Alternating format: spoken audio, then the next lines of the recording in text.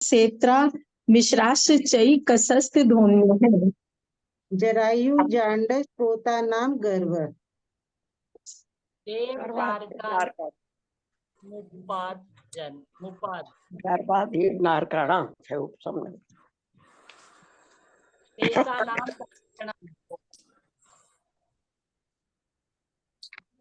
बोलो, कोई बोल नहीं रहा। उषा बोलो। शेषा नाम सर्वोच्च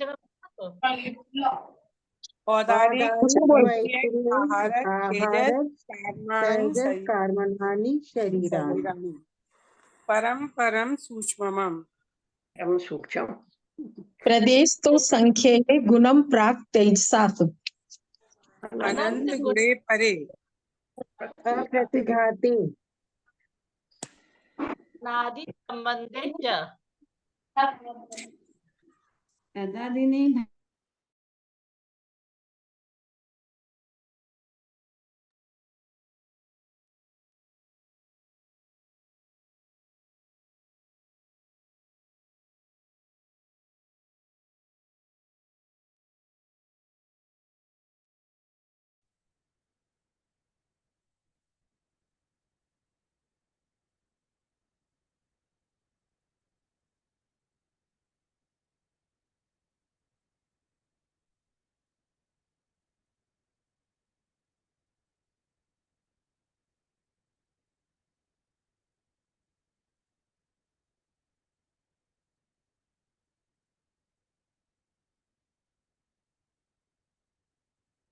मंगलाचरण।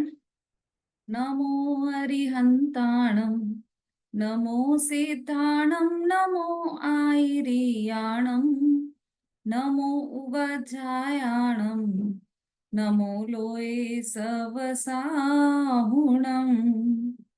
मोक्षमार्गस्य नेतारं हितारं कर्मभूभृतां ज्ञातारं विश्वतत्त्वानां वंदे तद्गुणलब्धये। तत्वार्थ सूत्र जी ग्रंथ है, द्वितीय अध्याय है, जिसमें हमने अभी तक कई विषयों पर चर्चा की है। द्वितीय अध्याय में हमने किस किस विषय पर चर्चा की है यह आप सभी को ज्ञात होगा। अभी तक हम किन किन विषयों पर चर्चा कर चुके हैं? ज्ञान में है सबके? हाँ सरिता जी बोलिए। दीदी दूसरे अध्याय का बताना है ना? हाँ दूसरे अध्याय का। इसमें जीव की असाधारण भाव, कर्म की प्रकृतियां, औपशमिक भाव के भेद, क्षयिक भाव के भेद, क्षयक्षमिक भाव के भेद, क्षयक्षमिक का स्वरूप, औदिक भाव के भेद, पारिणामिक भाव के भेद, और फिर लक्षण के भेद, उपयोग के भेद, उपयोग जीव के भेद, संसारी जीव के भेद, 5 स्थावर के प्रत्येक के 4 भेद, 5 इंद्रियां, इंद्रिय के भेद, इंद्रिय और मन की विषय व आकार, संज्ञा शब्द के अनेक अर्थ, विग्रह गति, अनुश्रेणी गति, जन्म के भेद, किस जीव के नियम से कौन सा जन्म होता है, कर्मभूमिया, पचेंद्री, असैनी व सैनी त्रैंच के जन्म, योनि के भेद, किस योनि में कौन जीव जन्म लेता है, शरीर के भेद, तेजस और कार्बन शरीर की विशेषता, एक साथ एक जीव के कितने शरीर होते हैं, कार्बन शरीर उपभोग रहित होता है। बहुत अच्छा बता दिया, बहुत बढ़िया। एक एक जो हमने पढ़े अभी तक वो सब डिटेल में बता दिए। शॉर्ट में बताइए सुषमा जी।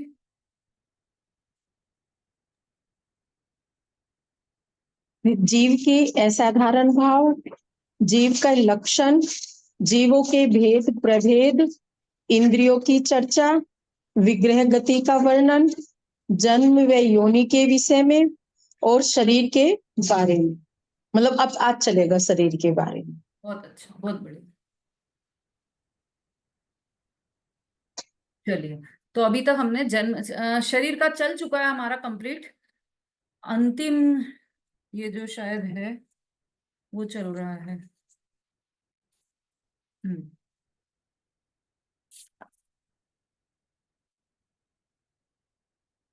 44 नंबर का सूत्र हमारा कल चला था।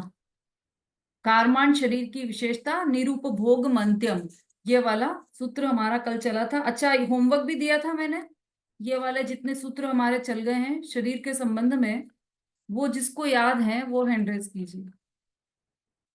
मतलब 36, 37, 38, 39, 40, 41, 42, 43 और 44, इतने सूत्र किसको याद है?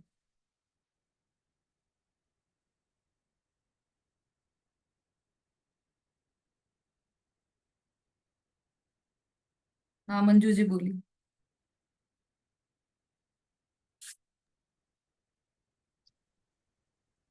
औदारिक, रजनी दीदी, औदारिक वैक्रियक, यहीं से बोलना है ना दीदी, 36 से।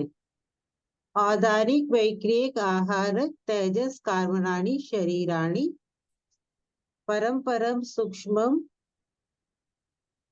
और प्रदेश तो संख्ये गुणम प्राग तेजसात अनंत प्राग तेजसात अनंत गुणे परे अप्रतिघाते अनादि संबंधे च सर्वस्य तदादीनि भाज्यानि युगपदे कस्मिन्ना चतुरभ्य निरूप भोग मंतयम्। बहुत अच्छा, पूरे परफेक्ट बताया आपने। चलिए अभी तो, हाँ चलिए उषा जी आप लास्ट में बोल दीजिए, फिर अपन आगे बढ़ेंगे, बोलिए। दीदी, औदारिक वैक्रिय तेजस कर्माणि शरीराणि। आहारक कहाँ गया? आहारक कहाँ गया? अच्छा दीदी, औदारिक वैक्रिय आहारक तेजस्वी कर्मणानि शरीराणि परम परम सूक्ष्म और प्रदिष्टो संख्यक प्राक प्राक प्राक गुणम प्राक तेजसात और अनंत गुणे परे अप्रतिघात अनादि संबंधे च सर्वस्य तदादीनि भाज्यानि युगपदे कस्मिन्ना चतुरभ्य। और दीदी एक वो वाला जो चल रहा है, निरुपभोग मनथयम। बहुत अच्छा, बहुत अच्छा प्रयास किया है आपने। और सुषमा जी, सरिता जी को तो याद है ही, बहुत अच्छा। चलिए अब हम इसी पर बढ़ रहे हैं आगे। 44 नंबर का जो हमारा सूत्र चल रहा है, यह पेज नंबर 230 पर हो गया था ये पूरा हमारा। इसका चौथा और पांचवा पॉइंट पढ़ना था, वो अपन पढ़ लेते हैं। 230 पेज निकाल लीजिए सभी, सूत्र नंबर 44, चौथा पॉइंट। हाँ विशु जी बोलिए। जय जिनेन्द्र दीदी। हम्म जीव की अपनी पात्रता, योग्यता, उपादान के अनुसार बाह्य निमित्त संयोग रूप उपस्थित रूप होते हैं, और जब अपनी पात्रता नहीं होती तब वे उपस्थित नहीं होते। यह बात इस सूत्र में बतलाई गई है। जब जीव शब्दादि का ज्ञान करने योग्य नहीं होता तब जड़ शरीर रूप इंद्रियां उपस्थित नहीं होती, और जब जीव वह ज्ञान करने योग्य होता है तब जड़ शरीर रूप इंद्रियां स्वयं उपस्थित होती हैं, ऐसा समझना चाहिए। फिफ्थ पॉइंट, बस 25वां सूत्र। बस जीव की अपनी पात्रता योग्यता के अनुसार, मतलब उपादान के अनुसार, यहाँ पर ये सिद्ध करना चाह रहे हैं कि कार्य निमित्त से नहीं होता, उपादान से होता है। विग्रह गति में जब जीव के पास इंद्रियां नहीं होती, द्रव्येंद्रियां नहीं होती, तब जीव को द्रव्येंद्रिय संबंधी ज्ञान भी नहीं होता है ना। आंखों से कुछ दिखाई नहीं देता, कानों से कुछ सुनाई नहीं देता, क्योंकि वहां पर वो इंद्रियां नहीं है। तो इससे ऐसा भ्रम हो सकता है कि इंद्रियों के कारण ज्ञान होता है। उस भ्रम का निवारण करने के लिए ये पॉइंट अलग से लिखा है। जीव की अपनी पात्रता, अपनी योग्यता के अनुसार बाह्य निमित्त संयोग रूप होते हैं। जब अपनी पात्रता नहीं होती तब वे उपस्थित नहीं होते। यह बात इस सूत्र में दिखाई है। जब जीव में ही स्वयं किसी इंद्रिय, मतलब आंखों संबंधी ज्ञान करने की, जैसे जीव की यह योग्यता नहीं है कि वह सामने जो चीज पड़ी हुई है उसे वह देखने रूप ज्ञान करे। तो वो जीव की योग्यता ही नहीं है, तो अपने आप निमित्त ही वैसा हो जाएगा कि दिखाई नहीं देगा कुछ भी, मतलब इंद्रिया ही नहीं है जैसे विग्रह गति में ऐसा। तो जीव की स्वयं की योग्यता नहीं है ज्ञान करने के लिए, तो बाहर में निमित्त भी वैसा ही बन जाता है ना। इसको इसके ज्ञान में नहीं आने वाली है कोई वस्तु, तो उसकी आंखें अपने आप बंद हो जाती। जैसे एक रिलेटिव है अमेरिका में, यूएसए में, तो वो उनका एक्सीडेंट हो गया। मम्मी और बेटी दोनों जा रहे थे गाड़ी में, गाड़ी ड्राइव करती है वो, बहुत अच्छे ड्राइव करती है, लेकिन उनका एक्सीडेंट हो गया। ऐसे कैसे हो गया, कैसे हो गया? बोले पता नहीं, मैं तो बिल्कुल अच्छे से चला रही थी और सच में सामने कुछ भी नहीं था, अचानक से वो कहाँ से आ गए कुछ पता नहीं। बेटी क्या कर रही थी उस समय, कि उस समय तो वो उसको तो कुछ पता ही नहीं कि एक्सीडेंट भी हो गया है। क्यों? क्योंकि वो सो रही थी उस समय, तो उसको कुछ भी नहीं पता सामने से कौन आया, किधर से कौन निकल के आया, फिर कैसे गाड़ियां भिड़ी, ये सब कुछ भी नहीं पता। तो उस बेटी के ज्ञान की ऐसी योग्यता थी कि उसमें वो एक्सीडेंट ज्ञान में नहीं आने वाला था, तो इसलिए उसके अपने आप ही उस समय उसकी आंख बंद थी। उसकी आंख बंद थी इसलिए उसने नहीं देखा, ऐसा नहीं है। उसके ज्ञान में नहीं आने वाला था इसलिए उसकी अपने आप ही आंख बंद थी और ये सब बाहर में ये सब हुआ। तो ये जो चीज हम बाहर से अंदर की ओर लगाते हैं, वो चीज वास्तव में बाहर से अंदर नहीं लगती, अंदर से बाहर की ओर लगती है। अंदर में ही, उपादान में ही ऐसी योग्यता है कि उस संबंधी ज्ञान नहीं होने वाला है, तो बाहर में अपने आप निमित्त वैसे ही बनते हैं। विग्रह गति में जीव की अपने आप योग्यता ऐसी है कि वहां उस संबंधी वहां ज्ञान नहीं होने वाला है, उस समय आंखों से ज्ञान नहीं होने वाला, उससे उस समय कान से ज्ञान, कान संबंधी, श्रवण संबंधी कुछ ज्ञान नहीं होने वाला है, तो अपने आप ही बाहर में ऐसे निमित्त बनेंगे कि वो द्रव्येंद्रिया नहीं होंगी। ये बात यहाँ पर सिद्ध करना चाह रहे हैं। जब जीव शब्दादिक का ज्ञान करने योग्य नहीं होता, तब जड़ शरीर रूप इंद्रियां उपस्थित नहीं होती, और जब जीव वह ज्ञान करने योग्य होता है, तब जड़ शरीर रूप इंद्रियां स्वयं उपस्थित होती है, ऐसा समझना चाहिए, है ना। कोमा में कोई जीव हो, कोई व्यक्ति कोमा में है, उसकी तो सब इंद्रियां हैं, लेकिन उसके उपादान की इतनी योग्यता नहीं है जीव की कि उन इंद्रियों संबंधी वह ज्ञान प्राप्त कर सके। तो इंद्रियां होते हुए भी उन इंद्रियों संबंधी वो ज्ञान प्राप्त नहीं करता है। तो कार्य तो उपादान की योग्यता से हुआ, निमित्त से तो कुछ भी नहीं हुआ। निमित्त तो उपस्थित था लेकिन नहीं हुआ उससे कार्य, है ना। इसका मतलब कि कार्य उपादान से ही होता है, निमित्त से नहीं होता। अगला पॉइंट 25वां सूत्र, और यह सूत्र बतलाता है कि पर वस्तु जीव को विकार भाव नहीं करती, क्योंकि विग्रह गति में स्थूल शरीर, स्त्री, पुत्र इत्यादि कोई नहीं होते। द्रव्य कर्म जड़ है, उनके ज्ञान नहीं होता, और वे अपना स्वक्षेत्र छोड़कर जीव के क्षेत्र में नहीं जा सकते, इसलिए वे कर्म जीव में विकार भाव नहीं करा सकते।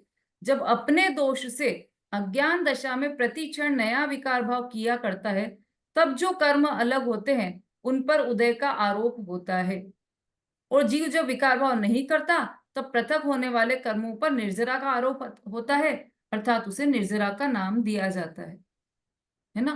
कर्म, कर्म बंधना, आश्रव, बंध, संवर, निर्जरा, ये सब हमने तत्व भी पढ़े हैं, इसी अध्याय में भी पढ़े हैं हमने। तो ये तत्वों में सब में द्रव्य, अभी जैन सिद्धांत प्रवेशिका में भी चल रहा था ये, कि आश्रव 2 प्रकार का, बंध 2 प्रकार का, संवर 2, निर्जरा 2, मोक्ष 2 प्रकार के, सब 2-2 प्रकार के हैं। कौन कौन से? द्रव्य संवर, भाव संवर, द्रव्य निर्जरा, भाव निर्जरा, द्रव्य आश्रव, भाव आश्रव, द्रव्य बंध और भाव बंध। तो जो द्रव्य बंध, द्रव्य आश्रव है, ये क्या हुआ? ये जो कर्म है, ज्ञानावरणादि 8 कर्म है, उनका आना तो हो गया आश्रव, और उनकर आकर रुक जाना वो कहलाया बंध। तो ये सब प्रक्रिया किसमें हुई? ये तो जड़ कर्मों में हुई। तो जीव ने क्या किया उस समय, कि जीव ने जो भाव किए हैं जिससे कि आश्रव हो रहा है, शुभ अशुभ भाव जो किए जीव ने, वह भाव है भाव आश्रव, और उन्हीं भावों में टिके रहना, उनको अच्छा मानना, उनसे उनसे जो उन भावों को कहा है भाव बंध। तो ये जीव के स्वयं के विकार भाव, इसलिए वो बाहर में भी द्रव्य कर्म, द्रव्य आश्रव, द्रव्य बंध होते हैं। तो जब कर्मों पर निर्जरा का आरोप होता है, मतलब जैसे आश्रव हुआ, तो ऐसा कहा कि कर्मों का आश्रय हुआ, कर्मों का आश्रय हुआ इसलिए जीव बंध गया, ऐसा नहीं है। जीव के भाव उस आश्रय संबंधी हुए इसलिए कर्म स्वतः ही आए, स्वतः ही उनका आश्रय हुआ है। मतलब देखो इसमें लिखा है ना, जब अपने दोष से अज्ञान दशा में प्रतिक्षण नया विकार भाव करता है, तब जो कर्म अलग होते हैं उन पर उदय का आरोप होता है। उदय अलग होते हैं मतलब उदय होकर खिर गए, आश्रय हुआ और उदय आकर खिर गए, तो उन पर उदय का आरोप आया। ऐसा यहाँ पर जीव की स्वतंत्रता का निर्णय करवाया है। उपादान कार्य उपादान से होता है, कार्य निमित्त से नहीं होता। यह भी यहाँ पर ऐसा, यह यहाँ पर इस सूत्र में बतलाया है।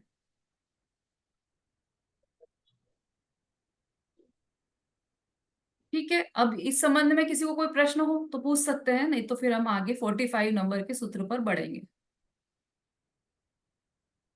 चलिए, सबको क्लियर है? आगे आ जाइए। औदारिक शरीर का लक्षण, या ये कहें कि किस जन्म में कौन सा शरीर होता है, ये वाली चर्चा अब यहां से प्रारंभ होने वाली है ना। 45 नंबर का सूत्र है गर्भ सम्मूर्छन जमाध्यम। गर्भ सम्मूर्छन जमाध्यम सामान्य अर्थ है इसका। हाँ ठीक है, अभी अपन इकट्ठे बुलवाएंगे ना आपसे। गर्भ और सम्मूर्छन जन्म से उत्पन्न होने वाला शरीर पहला औदारिक शरीर कहलाता है। गर्भ, गर्भ सम्मूर्छन, सम्मूर्छन जम, तो सम्मूर्छन जन्म से उत्पन्न होने वाला। आद्यम, आद्यम लिखा है ना, आद्यम मतलब पहला। आदि, आदिनाथ भगवान का नाम आदिनाथ क्यों है? ऋषभ देव थे ना वो तो आदिनाथ क्योंकि उन्होंने आदि प्रारंभ किया था मोक्ष मार्ग का इस 24 में, इसलिए उनका नाम आदिनाथ है। आदि का अर्थ है प्रारंभ, यहाँ पर आद्य का अर्थ है प्रारंभ मतलब पहला। तो जो 5 शरीर देखे थे हमने, औदारिक, वैक्रियक, आहारक, तेजस और कारमाण, उसमें से जो पहला शरीर है औदारिक शरीर, वह क्या है? गर्भ और समूर्छन जन्म से उत्पन्न होने वाला शरीर है। मतलब गर्भ और समूर्छन जन्म में पहले का शरीर, आदि का शरीर अर्थात औदारिक शरीर प्राप्त होता है। मतलब हम इसको ऐसा भी कह सकते हैं कि औदारिक शरीर धारण करने वाले जीवों का जन्म मतलब गर्भ या समूर्छन जन्म ही होता है।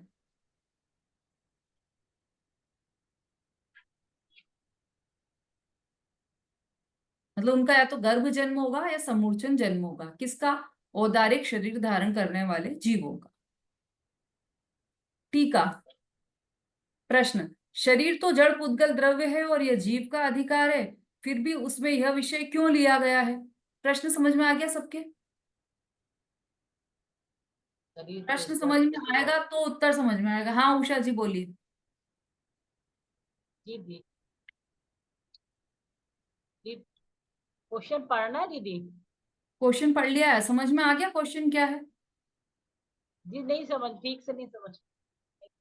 अच्छा शरीर तो जड़ पुद्गल है। चलिए, हाँ सरिता जी बोलिए। दीदी क्वेश्चन नहीं समझ में आया है। जीव का अधिकार है ये शब्द समझ में नहीं आया, या जीव का अधिकार है? जीव का अधिकार मतलब ये जो अधिकार है, दूसरा अधिकार, ये जीव का अधिकार है। यहाँ पर जीव की ही सब बातें चल रही है ना, इसलिए ये जीव का अधिकार है। अधिकार मतलब वो पावर वाला अधिकार, वो वाली अधिकार की बात नहीं, अध्याय, ये जीव का अध्याय है, इसलिए जीव का लिखा है। बाकी तो समझ में आ गया ना सबको। शरीर तो जड़ पुद्गल द्रव्य है और यह जीव का अधिकार है, फिर भी उसमें यह विषय क्यों लिया है? भाई शरीर की बात ही क्यों कर रहे हैं? जब जीव का अध्याय है तो बात शरीर की क्यों कर रहे हैं? वो तो पुद्गल द्रव्य है ना। ये सिंपल सा प्रश्न। उत्तर, जीव के भिन्न भिन्न प्रकार के विकारी भाव होते हैं, तब उसका किस किस प्रकार के शरीरों के साथ एक क्षेत्रावगाह संबंध होता है, यह बताने के लिए शरीरों का विषय यहाँ लिया गया है। केवल निमित्त नैमित्तिक संबंध बताने के लिए एक क्षेत्रावगाह संबंध जीव का किस किस के साथ किस किस तरह से होता है, यह बताने के लिए यहाँ पर यह शरीर का विषय लिया गया है ना। शरीर का जीव के अध्याय में क्यों लिया है? तो जीव के साथ इसका एक क्षेत्रावगाह संबंध है ना। इसलिए किस किस का एक क्षेत्रावगाह संबंध हो सकता है यह बताने के लिए यहाँ पर शरीर का विषय लिया है। बोलिए शोभा जी। दीदी इसके पहले भी किसी सूत्र के नीचे भी ये लिखा हुआ था कि यह जीव का अधिकार है, और फिर पुद्गल का यहाँ वर्णन क्यों किया जा रहा है? हाँ बताइए। अब वो ध्यान नहीं आ रहा मेरे को, सूत्र का नंबर याद नहीं आ रहा, पर इसके पीछे भी दिया था एक सूत्र के नीचे भी ये चीज आई थी हाँ कि जीव अधिकार में पुद्गल को क्यों लिया जा रहा हाँ है। आया, बिल्कुल सही बोला आपने, आया तो है। हाँ आया था, पर सूत्र नंबर याद नहीं आ रहा मेरे को, तो उसमें भी आया था ये वाला। हाँ ठीक है, सही अभी थोड़े दिन पहले ही आया था। सही बोला आपने। हाँ ये दीदी ये 26 नंबर में आया, अनुश्रेणी गति में आया हुआ।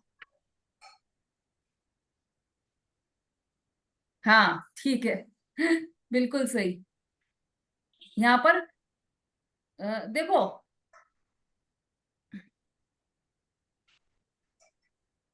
यहाँ पर श्रेणी की बात की थी, 26वें सूत्र में श्रेणी की बात की थी कि जीव का और पुद्गलों का गमन श्रेणी के अनुसार होता है। तो ये पुद्गलों का तो जीव के साथ कोई संबंध भी नहीं है, फिर भी ये पुद्गलों की क्यों बात कर रहे हैं, ये प्रश्न था यहाँ पर। तो यहाँ पर उत्तर में भी ये लिखा है कि निमित्त नैमित्तिक संबंध, जीव और पुद्गल का निमित्त नैमित्तिक संबंध बताने के लिए।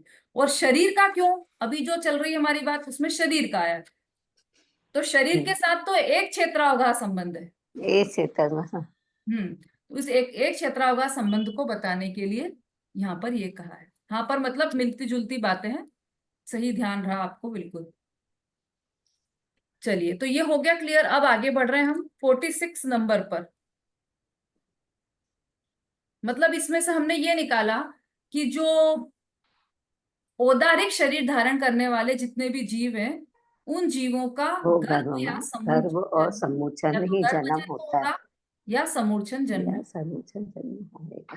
ठीक है, इतना सिंपल सा इसका अर्थ। इतने से नेक्स्ट, वैक्रियक शरीर का लक्षण, औपपादिकम वैक्रियकम, कम औपपादिकम वैक्रियकम। बोलिए शोभा जी, दोनों सूत्र बोलिए। गर्भ समूचन जमाध्यम औपादिकम वैक्रियकम। ठीक है, इसका अर्थ उपपाद जन्म वाले अर्थात देव और नारकियों के शरीर वैक्रियक होते हैं। ये हम जो पहले पढ़ चुके हैं वही बात है यहाँ पर। दोनों के जन्म वैक्रियक, मतलब दोनों के शरीर वैक्रियक होते हैं। किसके किसके, देव के और नारकियों देव के। और नारकियों इन दोनों का जन्म कैसा होता है, तो औपपादिक मतलब उपपाद जन्म वाले हैं। बाद जन्म लाने। हम्म इसको दूसरे शब्दों में अपन ऐसा कह सकते हैं कि वैक्रियक शरीर वाले देव और नारकियों के उपपाद जन्म होता है, ऐसा भी बोल सकते हैं। या फिर उपाद जन्म वाले देव और नारकियों के शरीर वैक्रियक होते हैं, दोनों एक ही बात है। अब इसका विषय 34वें और 36वें सूत्र में है, तो अपन पढ़ ही चुके हैं ना, वही टीका आप घर पर पढ़ लीजिएगा। अब नेक्स्ट पर आ जाइए। देव और नारकियों के अतिरिक्त दूसरों के वैक्रियक शरीर होता है या नहीं। अभी तक हमने देखा औदारिक शरीर और वैक्रियक शरीर। औदारिक शरीर किसको किसको हुआ है, किसको किसको होता है औदारिक शरीर। गर्भ और समूचन हाँ, गर्भ जन्म वालों के और समूर्छन जन्म और सर्वचन जन्म वाले। औदारिक शरीर होता है। और वैक्रियक शरीर किसके होता है, कौन से जन्म वालों के, देव देव नारकियों के। कौन से जन्म वालों के, उपाद जन्म पाद जन्म वालों के। ये दो क्लियर हो गए। आगे, देव और नारकियों के अतिरिक्त दूसरों के वैक्रियक शरीर होता है या नहीं, ये जो हमारी चर्चा का विषय बना था 2-3 दिनों तक, वही ये सूत्र अब आ रहा है। केवल देव और नारकियों के ही वैक्रियक शरीर होता है या और भी किसी के होता है, इसका उत्तर यहाँ पर दे रहे हैं। लब्धि प्रत्ययम च, लब्धि प्रत्ययम वैक्रियक शरीर लब्धि नैमित्तिक भी होता है। वैक्रियक शरीर लब्धि नैमित्तिक भी होता है। देखो टीका, वैक्रियक शरीर के उत्पन्न होने में रिद्धि का निमित्त है। साधु को तप की विशेषता से प्राप्त होने वाले रिद्धि को लब्धि कहा जाता है। प्रत्यय का अर्थ निमित्त है। किसी तिर्यंच को भी विक्रिया होती है। विक्रिया शुभ भाव का फल है, धर्म का नहीं। धर्म का फल तो शुद्ध असंग भाव है और शुभ भाव का फल बाह्य संयोग है। मनुष्य तथा तिर्यंचों का वैक्रियक शरीर देव तथा नारकियों के शरीर से भिन्न जाति का होता है, वह औदारिक शरीर का ही एक प्रकार है। लब्धि प्रत्ययम च,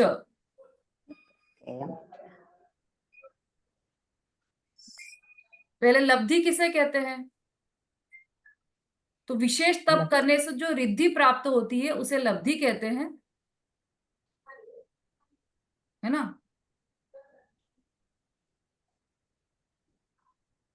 और वैक्रियक शरीर के उत्पन्न होने में रिद्धि का निमित्त है। एक वैक्रियक शरीर तो वो हो गया जो देव और नारकियों के होता है। दूसरा जो वैक्रियक शरीर होता है वह लब्धि से भी प्राप्त हो जाता है, मतलब तप के द्वारा। तो प्रत्यय का अर्थ निमित्त है। किसी तिर्यंच को भी विक्रिया होती है।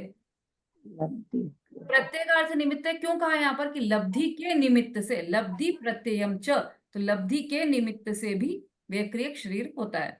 फिर किसी तिर्यंच को भी विक्रिया होती है, ये कल अपन पढ़ चुके हैं पूरा विक्रिया संबंधी प्रकरण पूरा। तिर्यंच के भी विक्रिया होती है, किसी के विक्रिया शुभ भाव का फल है, धर्म का नहीं। जो विक्रिया रिद्धि होती है वह शुभ भाव के फल से होती है, धर्म के फल से नहीं होती है। धर्म का फल तो शुद्ध असंग भाव है और शुभ भाव का फल बाह्य संयोग है। जो ये रिद्धि है, रिद्धि के निमित्त से जो विक्रिया की जो ताकत उत्पन्न हुई है, विक्रिया रिद्धि जो हुई है, वह शुभ भाव के फल से, धर्म के फल से नहीं होता है। और शुभ भाव के फल से ही बाह्य संयोग मिलते हैं। जितने भी बाह्य संयोग मिले हैं वो धर्म के फल से नहीं मिलते हैं, बाह्य संयोग शुभ भाव के फल से मिलते हैं। धर्म का फल तो मुक्ति है, असंग भाव है। मनुष्य तथा तिर्यंचों का वैक्रियक शरीर देव तथा नारकियों के शरीर से भिन्न जाति का होता है, वह औदारिक शरीर का ही एक प्रकार है। वैक्रियक शरीर का प्रकार नहीं है यह औदारिक शरीर का ही एक प्रकार है। दीदी एक क्वेश्चन। हाँ बोली। दीदी, जो ये लब्धि दिया हुआ है तो वो लब्धि उपयोग में आया था ना कि लब्धि उपयोग में, तो वो नहीं, वाली लब्धि है नहीं क्या? वो नहीं है, वो लब्धि तो बिल्कुल अलग है। वो तो ज्ञान की लब्धि की बात थी, उपयोग की लब्धि की बात थी वहां पर, उपयोग में, ज्ञान में। और वो तो सभी जीवों को होती है। सभी जीवों के पास ज्ञान और दर्शन होते हैं ना। तो ज्ञान और दर्शन तो हर जाति, हर गति, निगोद के जीव को भी है। सब जीवों के पास है लब्धि और उपयोग दोनों।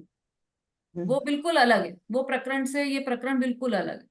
ये लब्धि तो तप की रिद्धि से प्राप्त होने वाली लब्धि, उस रिद्धि की बात है यहाँ पर, उस लब्धि की बात है। विक्रिया लब्धि, विक्रिया रिद्धि, ये एक लब्धि है। लब्धि मतलब प्राप्ति है जो तप के प्रभाव से होती है।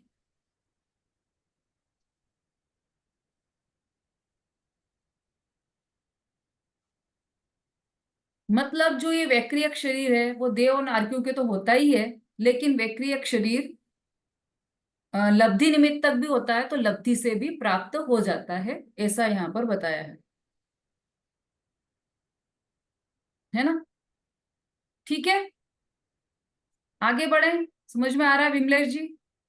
दीदी इसमें वो बोला है कि साधु को तप की विशेषता से प्राप्त होने वाली रिद्धि को लब्धि कहा जाता है। हाँ, परंतु आपने बोला इसमें तो मैंने साधु को लिखा अपन, वो कल वो जैसे अपन ने चक्रवर्ती का लिया था कि चक्रवर्ती को भी होता है। अरे इसमें भी आ गया ना नीचे, किसी तिर्यंच को भी विक्रिया होती है। तिर्यंच को, जी जी, कल मयूर आदि की बात चली थी ना पूरी, मोर वगैरह ये विक्रिया से अलग पृथक रूप धारण कर लेते हैं अपना। और अग्निकाय और वायुकाय के लिए भी वहां पर लिखा था कि वो विक्रिया धारण कर सकते हैं, कोई कोई जीव, ऐसा है। तो वो भी एक है, एक वो भी है। पर इसको अपवाद स्वरूप ही समझना चाहिए, बहुत कम होता है, ये रेयर है।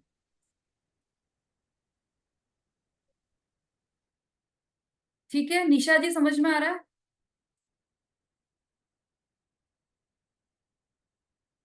हम्म, कठिन पड़ रहा है शायद। कोई बात नहीं, आप तो 5 शरीरों के नाम याद रखो: औदारिक, वैक्रियक, आहारक, तेजस और कार्मन। और कारमान शरीर, इनकी सिंपल सिंपल परिभाषाएं भी याद रखो क्या क्या होता है, ज्यादा इसमें डीप में जाने की आवश्यकता नहीं है। ठीक है, जितना आ जाए समझ में तो बहुत अच्छी बात है, लेकिन यदि समझ में नहीं आ रहा है तो उसमें घबराने की आवश्यकता नहीं कि अरे समझ में ही नहीं आ रहा है अब क्या करें, कोई बात नहीं। और कई चीजें है ना प्रैक्टिस से भी आ जाती है, आप रिपीट रिपीट इसको सुनेंगे या पढ़ेंगे तो आपको समझ में आ जाएगा। हाँ अनीता जी बोलिए। दीदी जय जिनी, ये ना सभी के औदारिक शरीर होता है कि जैसे ज्यादा मनुष्य, तिर्यंश, वैक्रिक, देव, दार्की, इनके सबके औदारिक शरीर होते हैं क्या?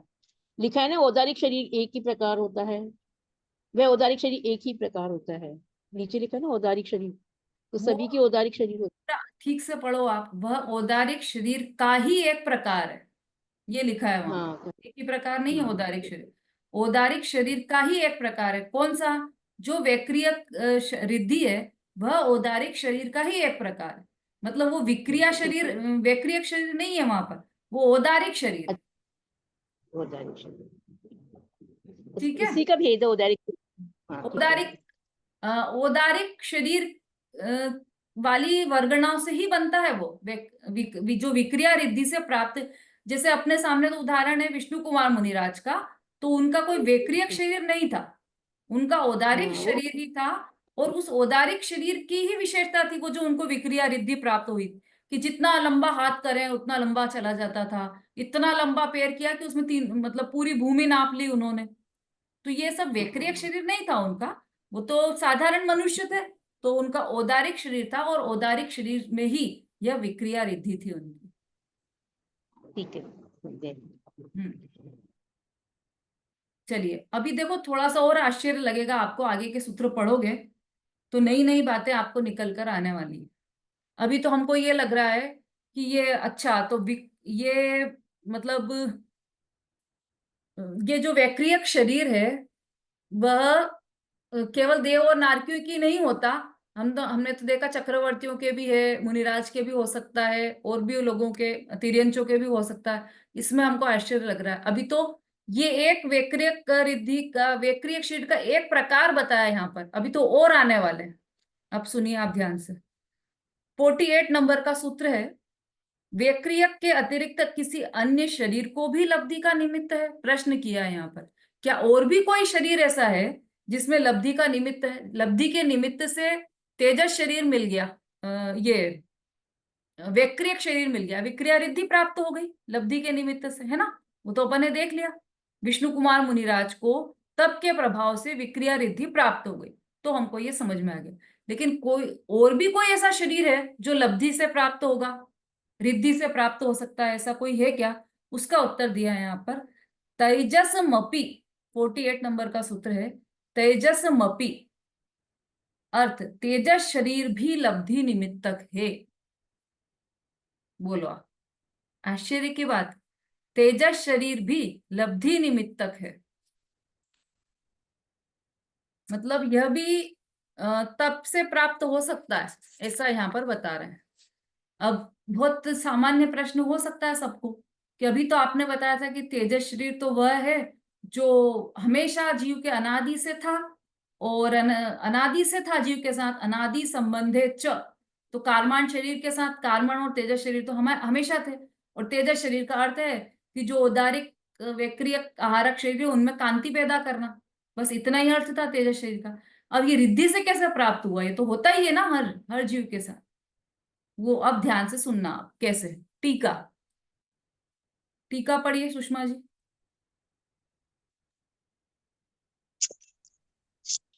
तेजस शरीर के दो भेद हैं, अनिसरण और निसरण। अनिसरण सर्व संसारी जीवों के शरीर की दीप्ति का कारण है, वह लब्धि प्रत्यय नहीं है। उसका स्वरूप सूत्र 36 की टीका में आ चुका है। और दूसरा है निसरण, तेजस शुभ और अशुभ के भेद से दो प्रकार का है। यदि किसी क्षेत्र में रोग, अकाल आदि पड़े तो उससे लोगों को दुखी देखकर तपस्या के धारी मुनि के अत्यंत करुणा उत्पन्न हो जाए तो उनके दाहिने कंधे में से एक तेजस पिंड निकलकर 12 योजन तक जीवों का दुख मिटाकर मूल शरीर में प्रवेश करता है। उसे निःसरण शुभ तेजस शरीर कहते हैं। और किसी क्षेत्र में मुनि अत्यंत क्रोधित हो जाए तो रिद्धि के प्रभाव से उसके बाएं कंधे से सिंदूर के समान लाल अग्नि रूप कांति वाला बिलाव के आकार एक शरीर निकलकर यह शरीर बढ़कर 2 योजन लंबा और 9 योजन विस्तार वाला होकर 12 योजन तक के सब जीवों के शरीर को तथा अन्य पुद्गलों को जलाकर भस्म करके मूल शरीर में प्रवेश करके उस मुनि को भी भस्म कर देता है। वह मुनि नरक को प्राप्त होता है। उसे निःसरण अशुभ तेजस शरीर कहते हैं। हम्म देखिए, अब ये जो तेजस शरीर है उसके 2 भेद हैं। चाहे तो आप छोटा सा चार्ट भी बना सकते हैं। तेजस शरीर, उसके 2 भेद, अनिःसरण और निःसरण। तेजस शरीर के 2 भेद हैं, अनिःसरण तेजस शरीर और निःसरण तेजस शरीर।